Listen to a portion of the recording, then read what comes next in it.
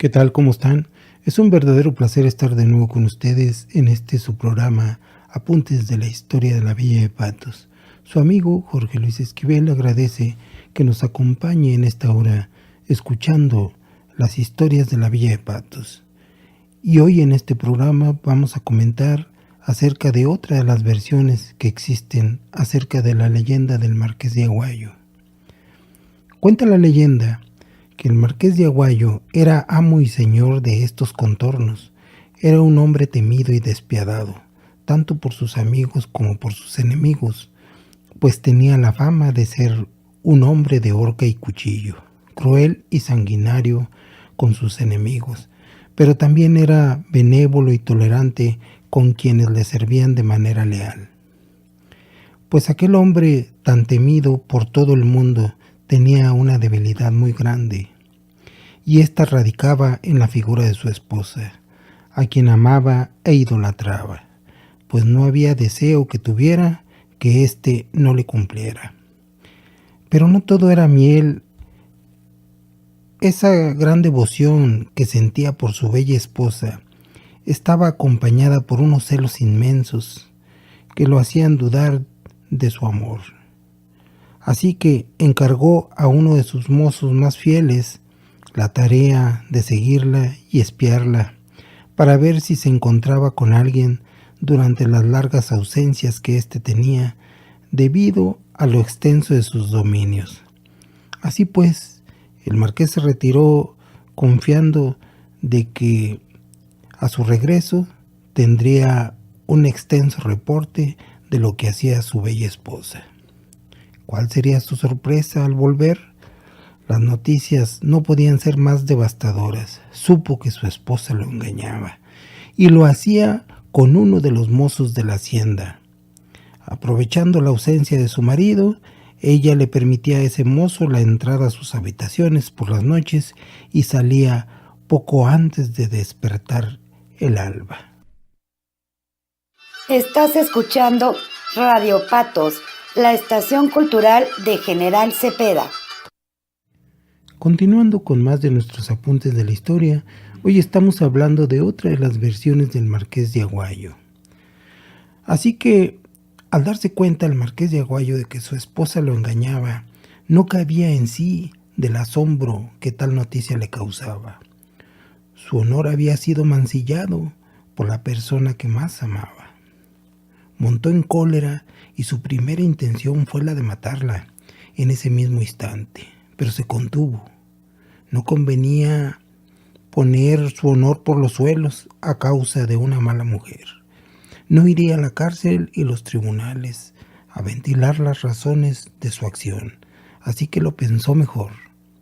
Pronto iba a ser el cumpleaños de su mujer y esa sería la mejor oportunidad para matarla, sin pagar por su crimen y sin que su honor sufriera mella. Así que pues puso en acción su plan. Haría dos fiestas simultáneas, una en la hacienda de Patos, hoy la presidencia municipal de General Cepeda, en la que estaría su esposa, y él en el Real de Mazapil, lugar de donde también era dueño y en la que estaría él. Así que puso manos a la obra y pensó: si algo sale mal, tendré que protegerme. Entonces empezó a trasladar su dinero y sus joyas, así como el oro que tenía en la hacienda de Patos, y lo llevó a través de túneles que tiempo atrás había mandado construir y que comunicaban de Mazapil hasta la hacienda de Patos y otras haciendas. Túneles que muy poca gente conocía, salvo algunos mozos y jinetes que transportaban el oro por esos túneles para evitar los asaltos por cuenta de las gavillas que azotaban la región. Después de haberse dado cuenta el marqués de que su esposa le engañaba, empezó a urdir un plan perfecto para hacerla pagar y que no sospecharan de su persona. Así que trasladando y enterrando su tesoro en bonanza, para lo que pudiera salir mal, ya tenía su plan asegurado. Sin embargo, existía un problema. ¿Cómo le haría para estar en la hacienda de Patos y en Mazapil al mismo tiempo? Si esta era una distancia enorme, aún a través de los túneles, y un caballo no era suficiente. Así que lo estuve pensando hasta dar con la solución. Llegado el día, pondría a varios mozos con caballos frescos en tramos razonables, para que a Matacaballo llegar y regresar lo más rápido posible sin que se notara su ausencia. Teóricamente solucionado el inconveniente. Llegó el día de la fiesta, así que a festejar, cada quien por su lado.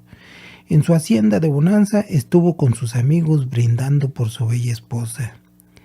En un momento determinado solicitó permiso a los asistentes para retirarse a sus habitaciones, pues dijo sentirse mal. No se retiró sin antes dejar órdenes de servir más vino y comida, así como a los músicos que siguieran tocando alegremente, ya que la fiesta duraría días, así como se acostumbraba en aquellos tiempos. Al retirarse, el marqués entró de inmediato al túnel, donde ya lo esperaba un mozo con su caballo, y a todo galope partió hacia su hacienda de Patos, llegando en un tiempo récord. Al llegar se dirigió a su habitación, en la cual había una entrada secreta, para que no se dieran cuenta de su presencia. Fue suerte o quizá el destino, pero ahí se encontraba su bellísima esposa, a quien abrazó y felicitó con un beso. Ella, feliz de que el marqués estuviera en su festejo, le pidió bajar juntos a la fiesta. Él aceptó, pero pidió hablarle al mozo, el supuesto amante de su mujer, para darle ciertas instrucciones y que fuera una sorpresa para los asistentes. Después de haberse enterado el marqués de la infidelidad de su mujer, planeó cómo deshacerse de ella y de su amante, así que urdió un plan que no le podía fallar, y estaría en 2 fiestas a la vez, y nadie dudaría de su inocencia y de lo que pensaba hacer con los infieles. Llegó el mozo y el marqués le dio indicaciones de que fuera al túnel donde su otro compañero estaba, y ahí lo esperaba. También le hizo jurar que no diría a nadie que él estaba en Patos, pues quería que su presencia fuera una sorpresa. Acto seguido, le pidió a su esposa que brindaran juntos por su felicidad, y así lo hicieron, bebiendo ella de una copa envenenada que le causó la muerte inmediata. Una vez cometido el crimen, el marqués se dirigió al túnel donde ya lo esperaban los mozos, el de la ofensa y el de los caballos. Así que llegando, lo primero que hizo fue matar a ambos mozos y de inmediato emprender el regreso a la hacienda de Bonanza. Adentro del túnel también asesinó a todos los mozos y los caballos que le habían servido para cometer su crimen. Y llegando a Bonanza reapareció en la fiesta sin que nadie sospechara nada, y todo siguió muy normal. De tal modo, el marqués de Aguayo eludió la justicia. Añade la leyenda que tiempo después de su artero crimen, el marqués se enteró de que su esposa no le había sido infiel con aquel mozo, ni con nadie, y que todo había sido una calumnia urdida por un mal enemigo, debido a la envidia y celos por la predilección que ella tenía para con el marqués. Se cuenta que a partir de ese momento comenzó a perder la razón.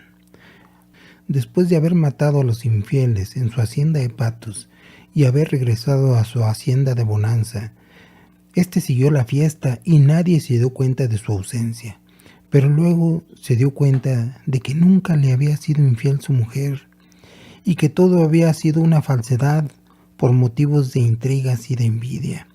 Y como la amaba tanto, empezó a enloquecer, lamentándose por haber cometido aquella atrocidad, la mujer que era todo para él, y además de los inocentes que murieron sin saber por qué.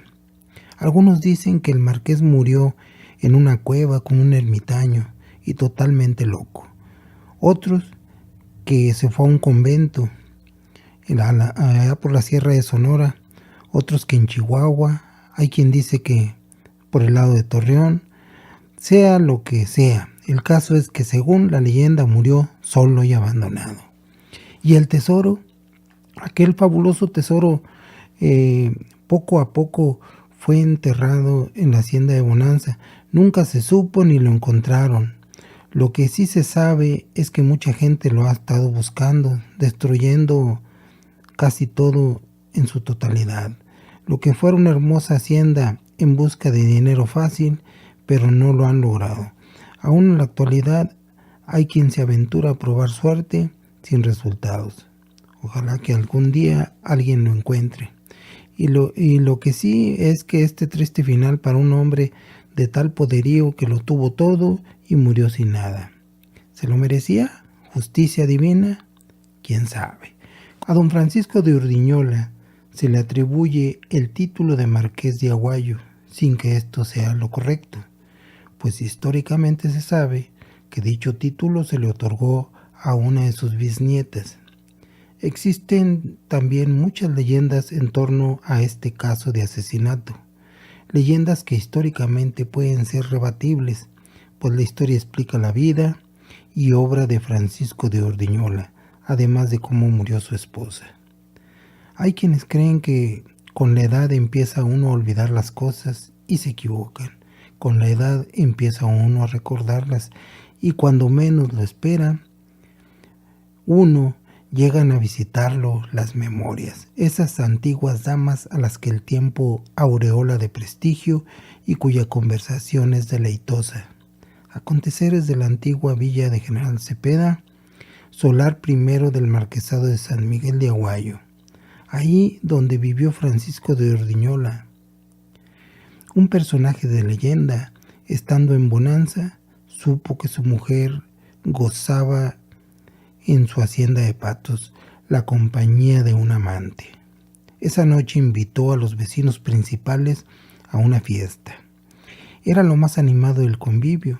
Pidió disculpas a la concurrencia, pues dijo sentirse un leve malestar. Cenen ustedes, les pidió, vuelvo enseguida. Y así diciendo, salió a oscuras de la casa y al galope de su caballo previamente había dispuesto postas de trecho en trecho para ir cambiando de cabalgaduras. Llegó a su hacienda de Patos y sorprendió a los amantes en el lecho y les dio muerte. Y al galope otra vez de regreso a Bonanza y se presenta ante sus invitados que estaban aún en la casa disfrutando los últimos minutos de la fiesta. Ellos le sirvieron luego de testigos para aparentar de él cualquier sospecha que lo relacionara con el crimen. Tiempo después llegó a la villa un oidor encargado de investigar las muertes, y con el pretexto de agasajarlo hizo que Urdiñola bebiera copa tras copa hasta ponerlo borracho. Así que llega el oidor de Guadalajara, representante de la Santa Inquisición, y trata de sacarle la verdad al marqués sobre las muertes ocurridas en la hacienda de Patos. Y después de haberlo emborrachado lo sienta a la mesa, y bajo de esta, oculto por el mantel, estaba un escribano que recogería las palabras del hidalgo y daría testimonio irrecusable de su culpa. Urdiñola, jactancioso, narró el artificio que había usado para matar a su esposa y al amante de ésta. El oidor pensó que tenía ya el testimonio para iniciar el proceso del asesinato, pero ¿cuál no sería su sorpresa? La frase es obligada cuando, al levantar el mantel que ocultaba al escribano, vio, horror, que estaba muerto, mientras Urdiñola aparentemente estaba ebrio, narrando su crimen. Había ahorcado con sus rodillas al infeliz testigo. Hay quienes dicen que todo eso era fantasía. Historiadores muy sesudos han demostrado con un mar amarillo de papeles que Urdiñola ni siquiera existió. Y si no existió, entonces, ¿quién galopó de noche a la hacienda de Patos? ¿Y quién mató a los amantes? ¿Quién con las rodillas ahorcó a aquel escribano? La historia, aunque diga la verdad, miente. La leyenda, aunque mienta, dice la verdad. ¿Existió ese Urdiñola? Claro. Como existe el Quijote, como existe Pedro Páramo o José Arcadio Buendía, que son más reales que sus inventores. Esto ha sido todo por hoy y agradecemos el que nos haya acompañado en esta hora escuchando los apuntes de la historia de la Villa de Patos, y le invitamos a que nos siga acompañando de lunes a jueves a las 8 de la noche. Muchas gracias.